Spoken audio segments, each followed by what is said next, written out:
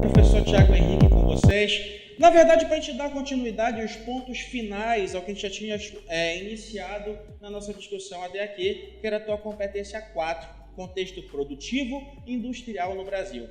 Só para a gente relembrar, destacamos a primeira etapa do processo de industrialização, a segunda etapa do processo de industrialização, a terceira etapa do processo e agora a gente vai entrar na quarta etapa e na última etapa desse processo e fazer a construção, no caso, de como ocorreu cada uma dessas etapas, interligando cada um dos momentos, certo? O que eu não posso esquecer é que toda etapa tem o seu período transitório. Como é o período transitório?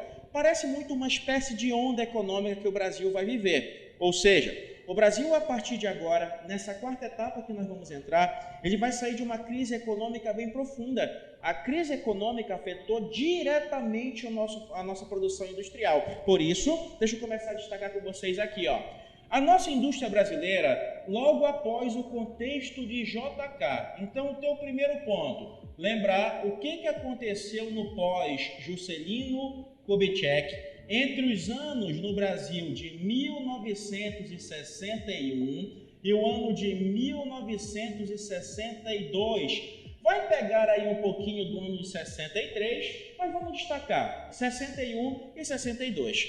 Entre esse período, o Brasil vai viver uma espécie de depressão econômica. Então, vou colocar a pequena depressão econômica brasileira, o processo de retração industrial, motivado justamente por essa depressão na economia brasileira, certo? Então, a nossa depressão econômica, eu preciso, em caso de prova, compreender como essa depressão afetou decisivamente o nosso processo industrial. Então, entre 61 e 62, logo após a saída de Juscelino Kubitschek, a economia brasileira, que vinha crescendo em patamares até relevantes, entrou num processo de recessão, nessa tal depressão econômica brasileira. Quais foram as causas principais dessa depressão? Na tua prova e no contexto econômico, essa depressão vai ser causada por um processo onde nós temos ali basicamente aquilo que vai ser chamado para vocês de indigestão de produção e capital. Mas tu vai te perguntar, caramba, Thiago, o que é essa tal indigestão de produção e essa tal indigestão de capital? Então, vou colocar assim, ó, nós temos um processo de indigestão, entre aspas, essa indigestão de produção, tá? E além dessa indigestão de produção, ela também é uma indigestão de produção e capital. Então, logo após a saída de Juscelino Kubitschek, o Brasil vive uma indigestão de produção e indigestão de capital. O que basicamente é isso? Sempre pensa assim.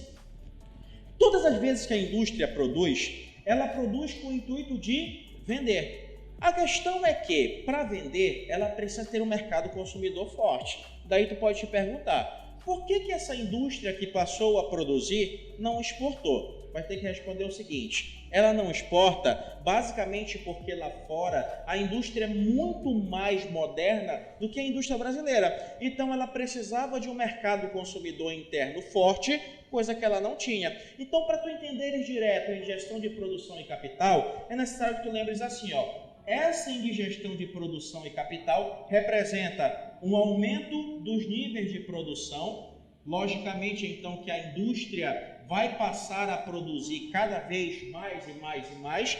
Todavia, nós temos aqui uma estagnação, tá? Uma estagnação do mercado consumidor. Então, ao mesmo tempo que a indústria aumentou a sua produção, o mercado consumidor não acompanhou essa estrutura produtiva. Ou melhor, havia um descompasso entre o que era produzido e o que era consumido. E é só tu pensares, se há um descompasso entre o que eu produzo e há um descompasso entre aquilo que eu vendo, logicamente que eu não vou continuar a investir para produzir. Foi então que esse empresariado que tinha chego ao Brasil para investir cada vez mais na estrutura produtiva de bens duráveis vai começar a retirar o capital dessa lógica produtiva. Eles vão retrair os investimentos, eles vão deixar de investir, vai começar a haver uma fuga de capitais. Então toda essa estrutura que se formou aqui, todo esse contexto que se formou aqui, vai fazer com que aquele empresariado reduza os níveis de investimentos, tá? Então eles vão passar a investir cada vez menos na estrutura produtiva e ao investir menos, eles também precisam, além de investir menos,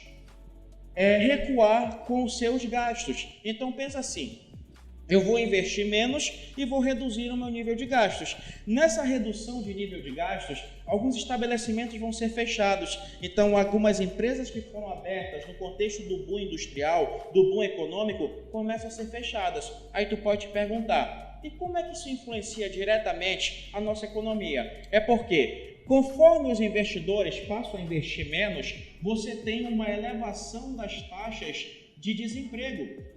Então, eu tenho um aumento do índice de desemprego, certo? E além de aumentar o índice de desemprego, como é que isso afeta diretamente o Estado?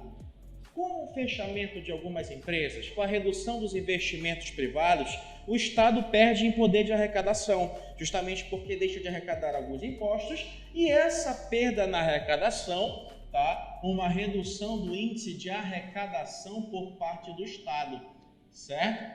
Então o Estado perde o seu poder de arrecadar e tu sabes que no período de Juscelino Kubitschek, para construir grande parte da infraestrutura produtiva, com estradas, portos, hidrelétricas, muito dinheiro foi emprestado para o Brasil nesse contexto. Como o Brasil estava arrecadando menos e o índice de desemprego era muito grande, a população começa a enfrentar dois problemas diretos e o Estado começa a enfrentar um problema também muito grande. Por quê? Porque basicamente isso aqui acabou elevando a dívida externa brasileira. O Brasil então estava aumentando a sua dívida externa. E tu sabes que sempre que o Estado está endividado e que o Estado precisa pagar alguma coisa, esse Estado vai iniciar uma política de corte de gastos, certo? Então o Estado, nesse momento, começa a primeira política de austerização da economia para tentar sanar as dívidas. O Estado começa a instalar medidas de austeridade. É como se tu pensasse assim, se eu estou devendo muito, eu preciso cortar gastos. Se eu estou devendo muito, eu preciso arrecadar mais. Isso é austerização econômica, isso é medida de austeridade. E claro, conforme isso foi ocorrendo, isso afetou diretamente a produção no Brasil. E claro que ao afetar a produção no Brasil, houve neste momento aqui um processo de retração industrial. Então, entre os anos de 61 e os anos de 62,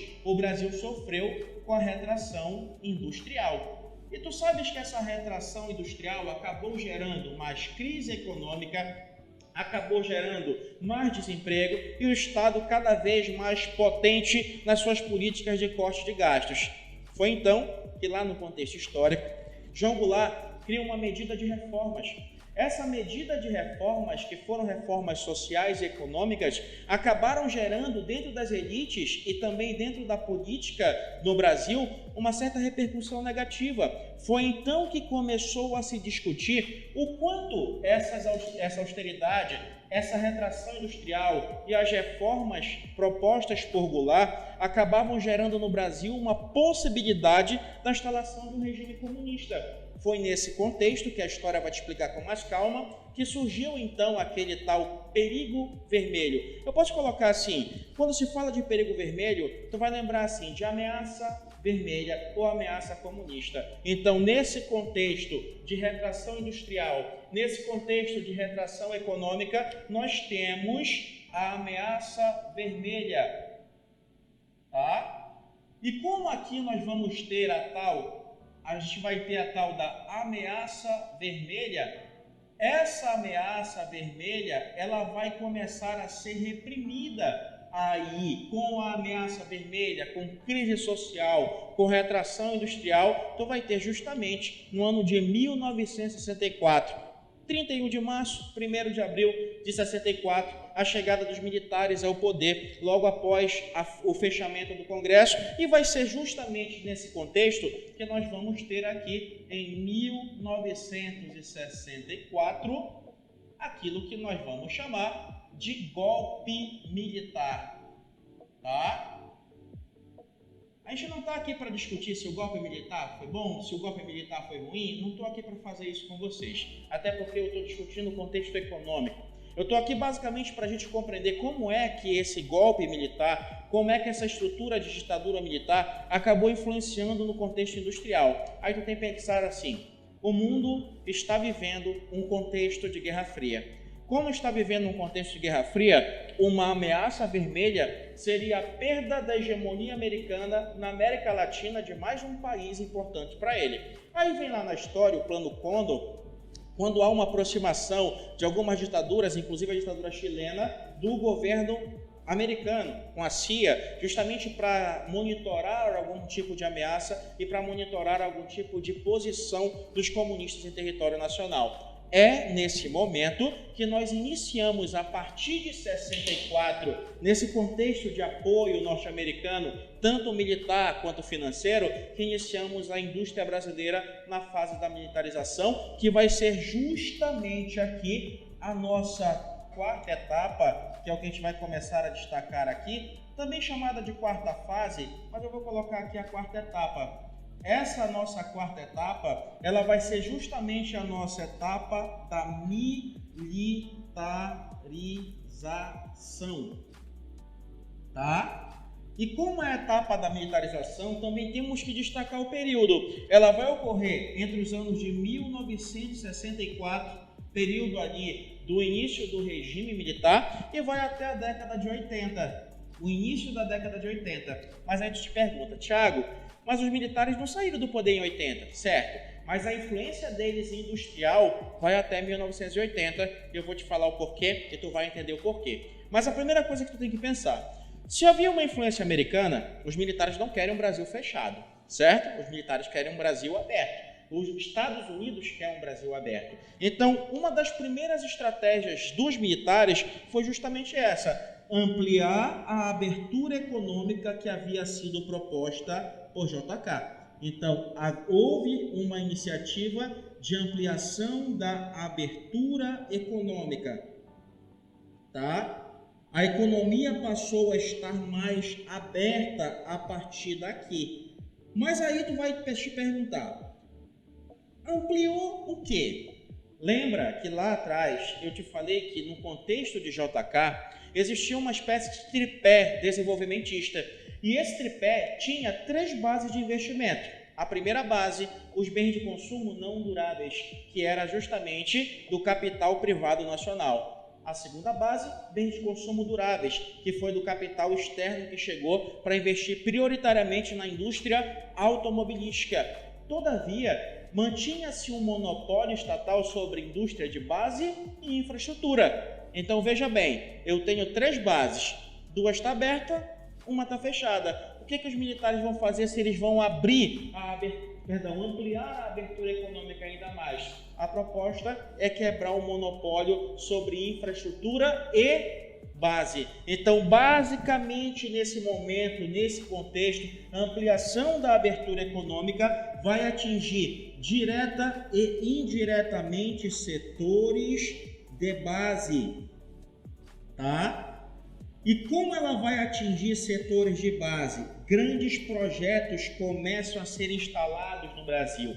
Grandes empresas e grandes corporações internacionais começam a se interessar cada vez mais. E um dos focos principais, só para teres uma noção, é a Amazônia. Em 66, os militares ampliam a ação da SPEVEA e transformam a SPEVEA em SUDAM, Superintendência de Desenvolvimento da Amazônia. Muito dinheiro começa a chegar, o dinheiro começa a estar extremamente disponível para grandes obras. Então, a partir daqui, vai se instalar no Brasil, vai se instalar principalmente na Amazônia, grandes projetos, tá? os chamados grandes projetos, certo? Agromineralógicos.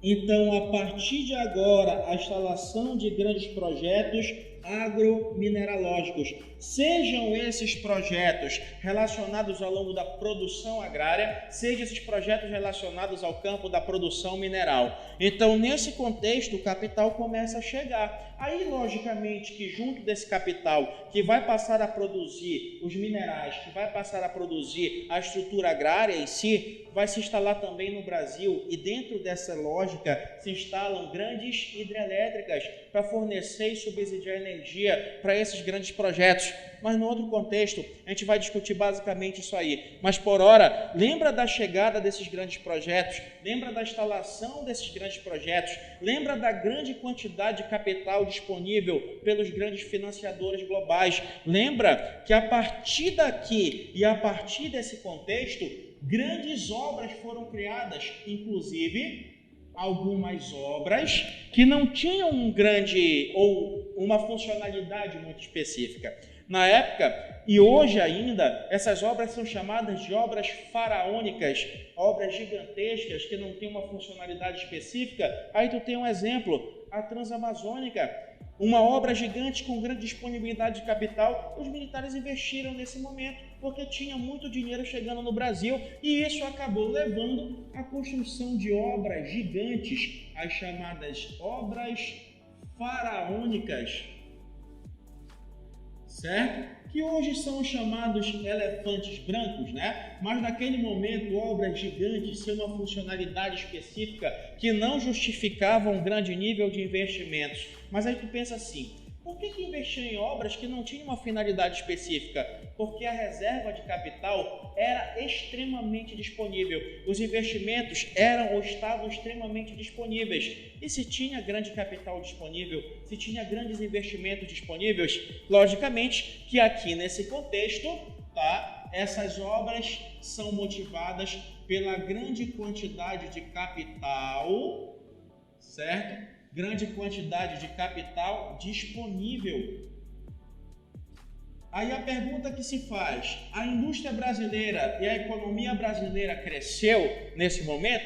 Não só cresceu, como teve o maior crescimento da sua história. Muito dinheiro chegando, muito capital chegando, emprego sendo gerado, e a economia passou a crescer. E cresceu tanto, que no início da década de 70, esse grande período de crescimento, motivado justamente pela militarização, fez com que esse momento econômico do Brasil fosse conhecido aqui, como, vou até destacar, o tal do milagre, tá? O tal do milagre econômico. Thiago, mas como é que eu entendo um milagre econômico? É como se tu pensasses assim, o Brasil vinha definhando no início da década de 60, chegou na década de 70, a economia brasileira começou a crescer em caráteres estratosféricos, 10, 11, 12% ao ano, gerando emprego, gerando renda, e o Brasil cresceu como nunca cresceu na história.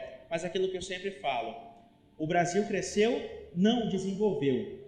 Por que não desenvolveu? Porque cresceu dependente do que vinha de fora, cresceu dependente do capital externo. E qualquer momento que fosse delicado lá fora, qualquer crise econômica lá fora, afetaria diretamente a economia brasileira. E foi o que aconteceu.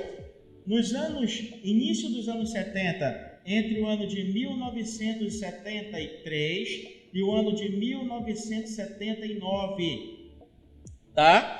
2 momentos históricos para a economia do Brasil.